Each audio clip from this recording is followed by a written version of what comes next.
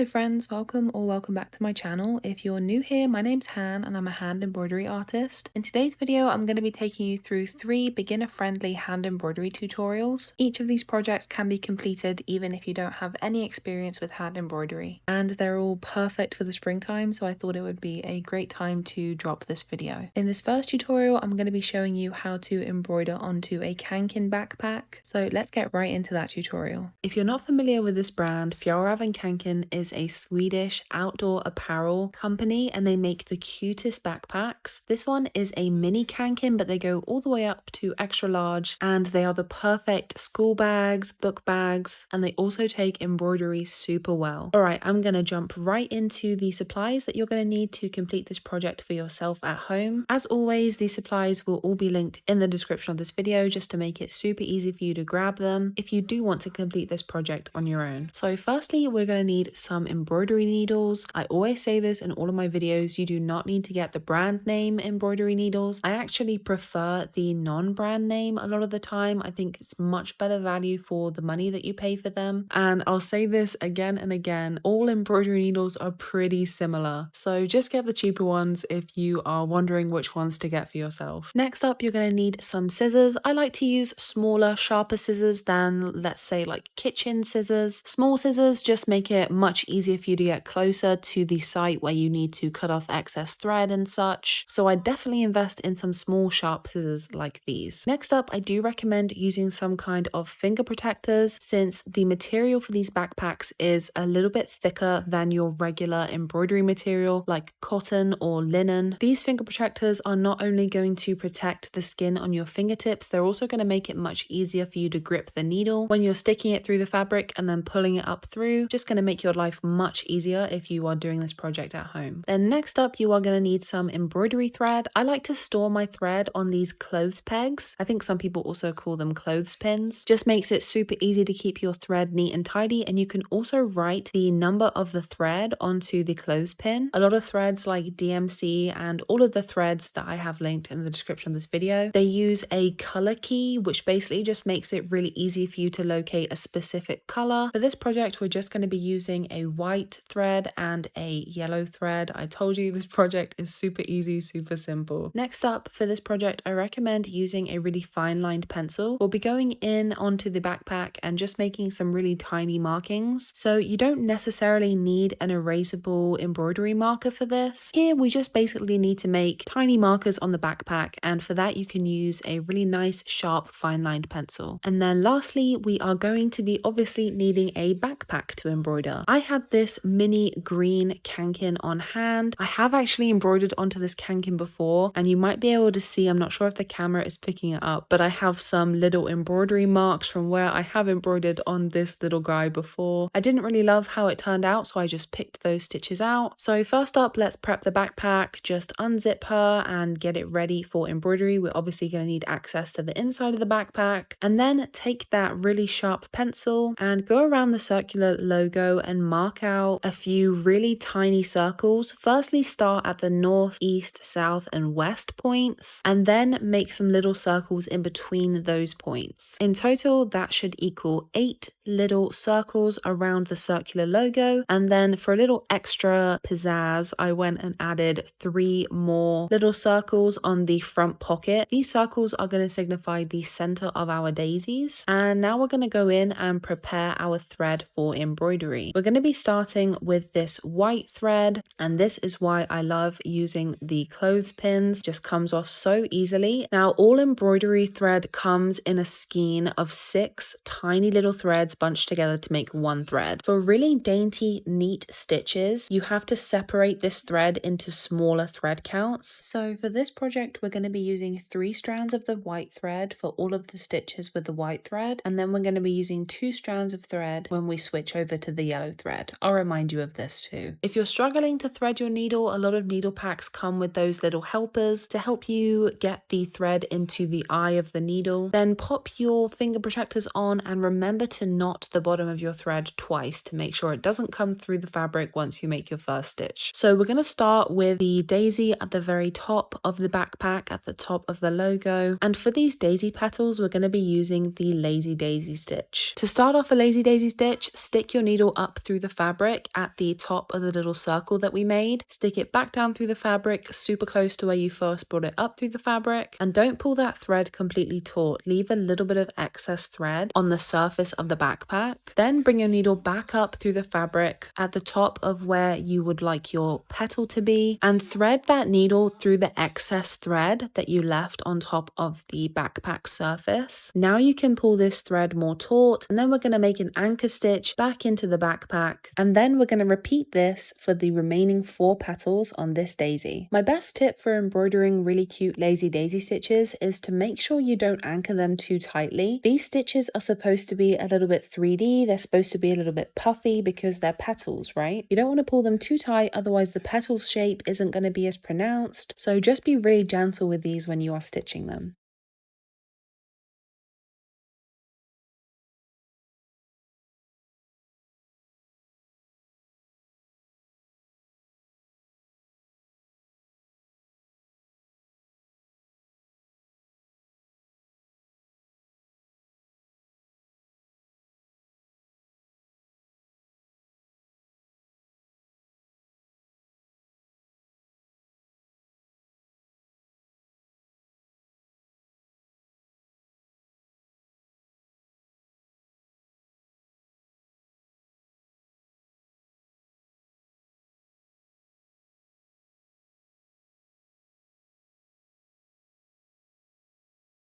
Once you're finished with all of the lazy daisy petals on this flower, you're going to go back in and we're going to do some straight stitches to fill these lazy daisy stitches. This is super simple. You're just going to start at either the top or the bottom of one of the petals, and you're going to bring your needle up through the fabric of the backpack and down through the fabric at the opposite end of the petal. This is just going to fill the petal up, make it look less hollow and more like a full petal. It is sometimes a little hard to get the needle through this fabric. Like I said, these backpacks are made of slightly thicker fabric than what we would usually embroider onto, like cotton or muslin, linen fabric. So don't worry if you have to wrestle with your needle and thread a little bit. Now, if you do run out of thread while you're stitching these daisies and you need to tie off the thread that you're currently using so that you can rethread your needle with more thread, just loop your needle into some of the inner stitches on the inside of the backpack 2 or 3 times, and then do that 2 or 3 times more. But when you make those loops, make some knots in those loops. This is going to make sure your thread is super secure and it's not going to go anywhere. I'm going to show you the lazy daisy process one more time on this last daisy that I have, just to make sure it is super clear and easy to follow. I try and get the best angles for these tutorials, but I am super short-sighted, so usually when I embroider I have the item that I'm embroidering really close to my face. Obviously I can't do that when I'm filming, so I try and make sure you guys can see the embroidery, see the process as easily as possible.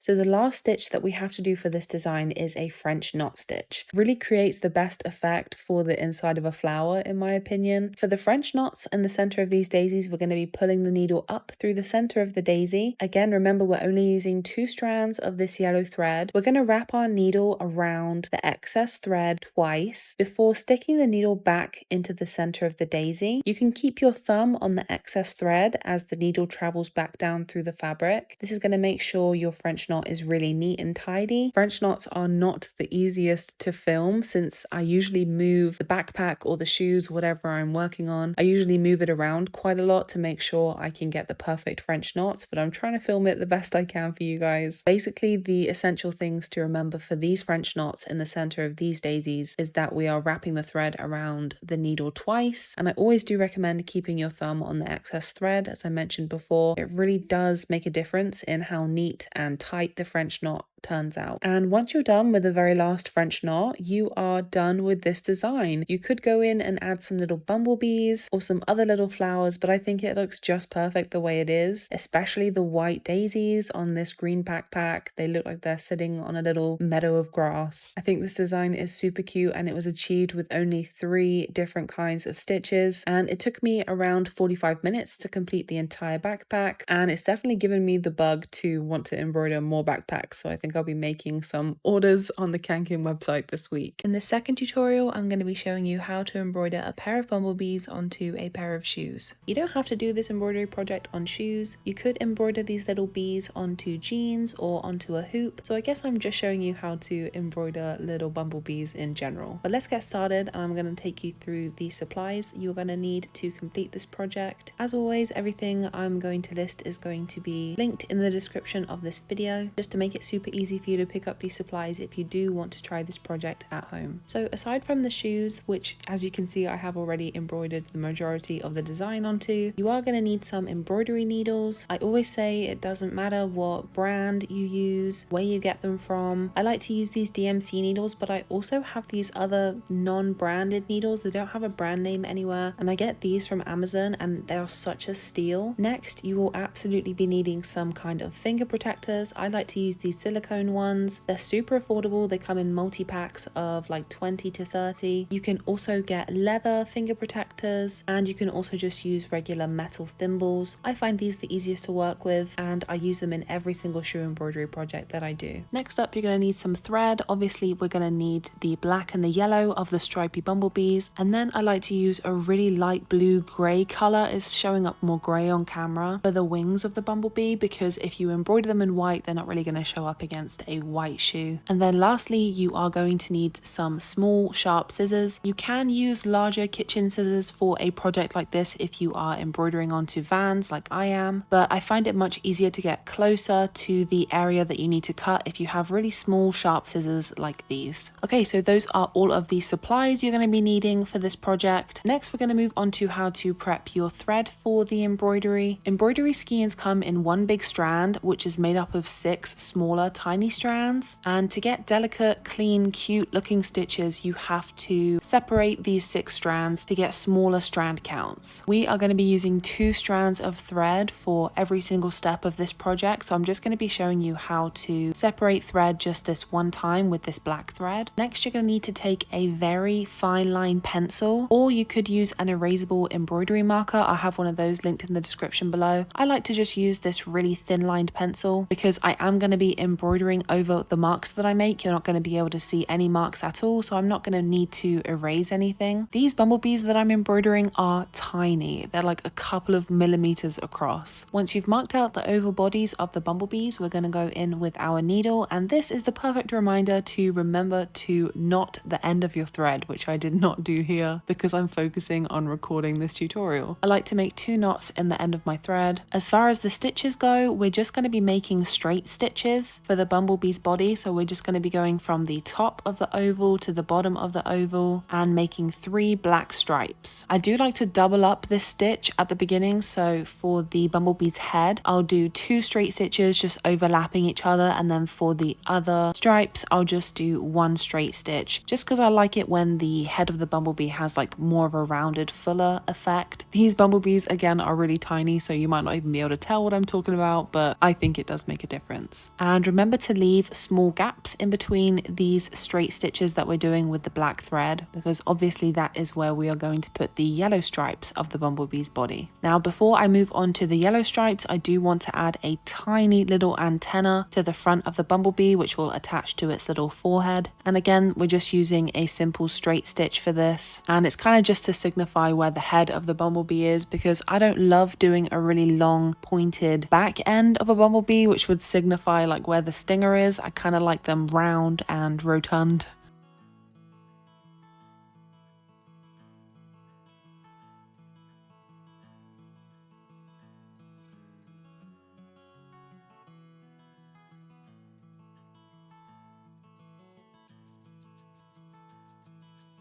So repeat these same stitches on the other bumblebee, and once you're done with the other bumblebee, again, don't forget to add the antenna onto their forehead. We are going to be going in with the yellow thread. I wanted to try and show you how I tie off my thread inside the shoe when it's time to switch thread colors. And it's super simple. I just loop my needle inside some of the inner stitches. I do that about twice. I then make another loop, but with this loop, I make a knot, and then I do that again. So I end up making 2 knots on the inside of the shoe, really small, tidy, and then I cut away the excess thread before threading the next color. Now again, we're only using 2 strands of this yellow thread, so don't forget to separate 2 strands away from the remaining 4. This part of the project is even easier than when we were using black thread, because we basically are just filling up the lines in between the black stitches that we made before. And there's only 2 yellow stripes on each of the bumblebees.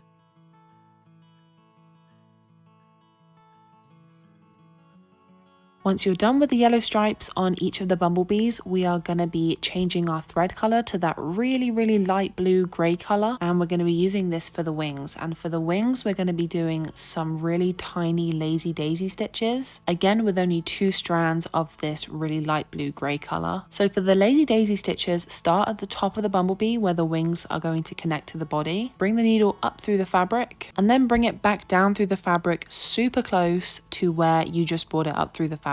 And then we're going to insert the needle back up through the shoe and loop it through the excess thread that we left on the surface of the shoe. We're then going to anchor that after pulling that thread a little bit taut and making a little loop on the surface of the shoe. And then we're going to anchor that down to make a really tiny wing / petal shape. I've also used this same stitch for the little lavender buds on the flowers below the bees, so you can see how they look on a larger scale. And we're going to do 2 of these lazy daisy wing stitches on each of the bumblebees, so they each have 2 wings so that they can fly about on the shoes. The best tip I can give you for great lazy daisy stitches is to not pull the thread too tight, especially when you are anchoring the loop stitch to the shoe. They're supposed to look a little bit fluffy, a little bit 3D, so you don't want to pull them super tight to the shoe, because then it kind of just looks like it's one line of a stitch. It doesn't look like there's 2 little separate lines of thread going up and creating a 3D loop shape. And that brings us to the end of this project. In this last tutorial, I'm going to be showing you how to embroider some florals coming out of a jean pocket. First of all, you're going to need a pair of jeans, preferably a thick, non-stretchy pair, because thicker denim takes embroidery much better than jegging material. Next, you'll need this Dritz dual-purpose disappearing ink pen. I'll have this and all the other supplies I use in the video linked in the description below.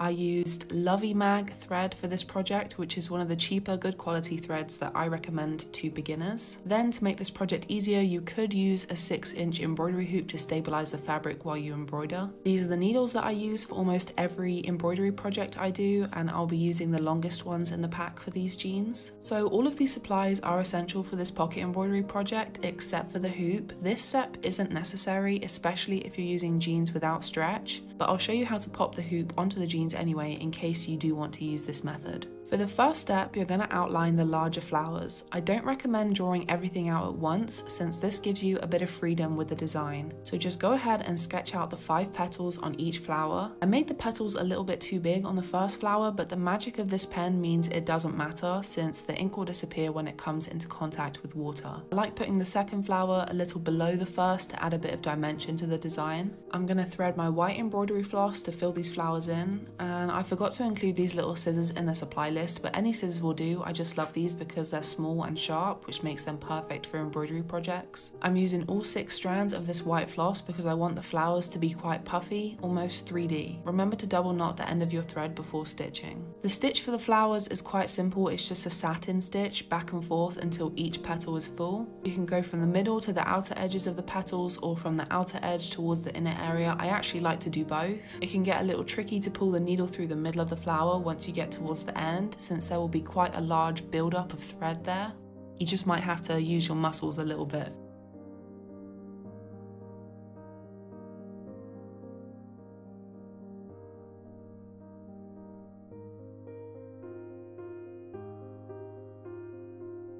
To tie off your thread, you need to loop it through the back stitches twice, and on the second go around, make a knot and then make another knot. This is a really foolproof way to make sure that your thread stays secure.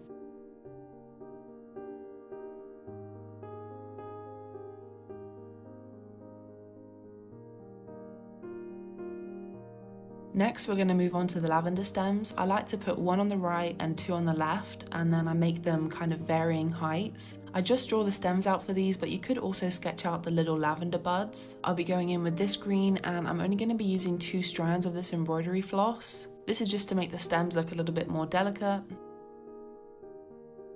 I'm just using a really basic back stitch for the stems, and then you'll also see that I am doing the stems of the larger white flowers with the same green.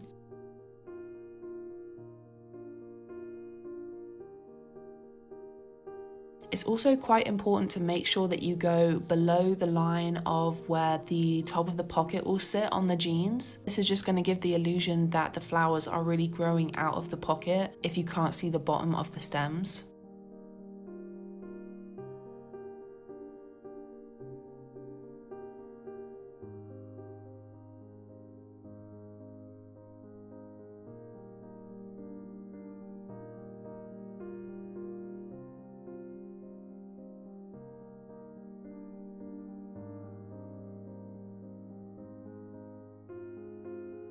If you don't have a big clump of back stitches to tie off and secure your thread onto, you can always just use what's already inside the jean, like this hem that I'm using to tie off my stitches.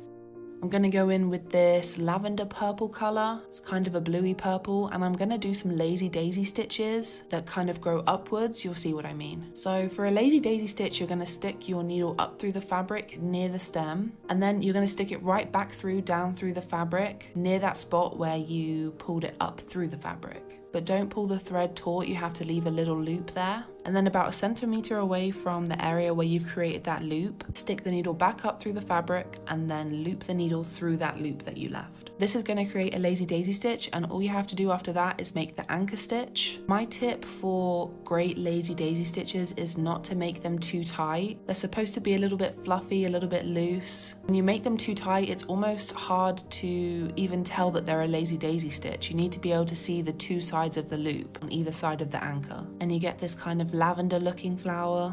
Continue this for the other 2 stems that you did, and you should have something that looks like this. Now we're going to go in and plot where our sunflowers are going to be. I like to draw a circle for where the middle of the sunflower will be, so then I can work the petals around that. Gonna go in with this kind of burnt yellow for the sunflowers. Again, I'm using all 6 strands of embroidery floss for the sunflower petals. For the sunflowers, I like to make 4 initial stitches around the center of the flower in the 12 o'clock, 3 o'clock, 6 o'clock, and 9 o'clock positions. Then I go back in and make 4 more stitches between each of those stitches. So 1 stitch between 9 and 12 o'clock, 1 stitch between 12 and 3 o'clock, etc. And then I go back in and make 1 stitch between those stitches.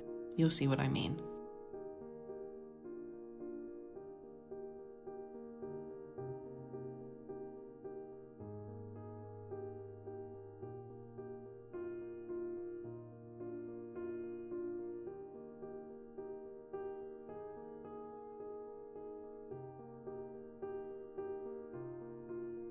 In total, it's 16 stitches. I also find it easier to work from the outside in when I'm doing these stitches usually. By doing 16 smaller stitches like this, it makes the sunflower appear quite full, and I really love the effect that it gives.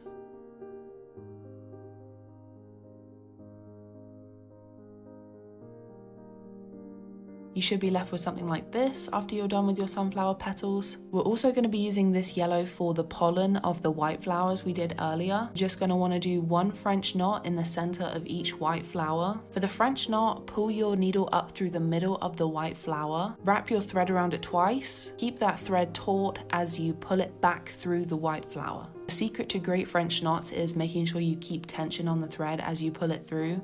Just keeps them really neat and tidy.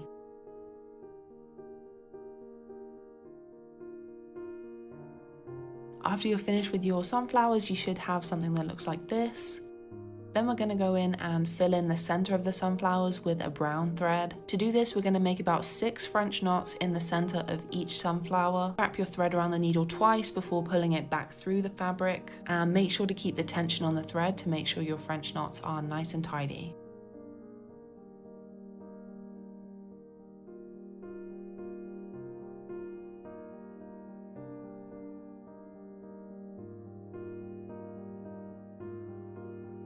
We're going to go back in with 2 strands of the same green for the stems of those sunflowers. Again, make sure that you stitch below the line of the top of the jean pocket, just to give the illusion that they're really growing out of the pocket. Next, we're moving on to just some little filler stitches. I'm going in with the white floss and making a couple of French knots in some of the empty areas on the design. These kind of remind me of smaller, like baby flowers growing, and I just like to pop them in spots where it looks like there should be something.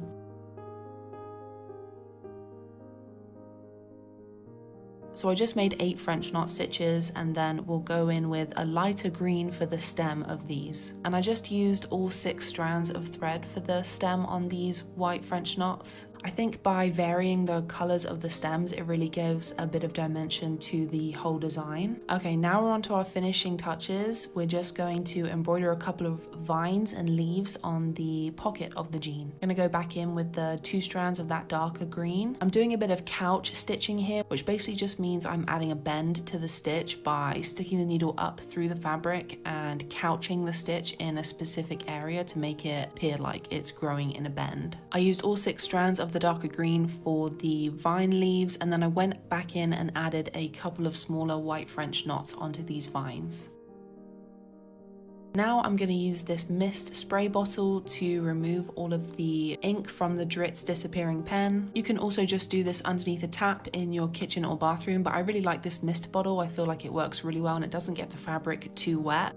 And there you have it, a finished pair of embroidered jeans. Thank you so much for watching this video. If you haven't already, I would so appreciate it if you would leave me a like and maybe leave me a comment if you have any tutorials you'd like to see from me in the future. Consider subscribing to my channel if you enjoy embroidery related content. I do make a lot of small business related content too, so if that sounds like it might be up your alley, I'd definitely consider subscribing to this channel. Thank you again so much for watching, and I will see you again in my next video.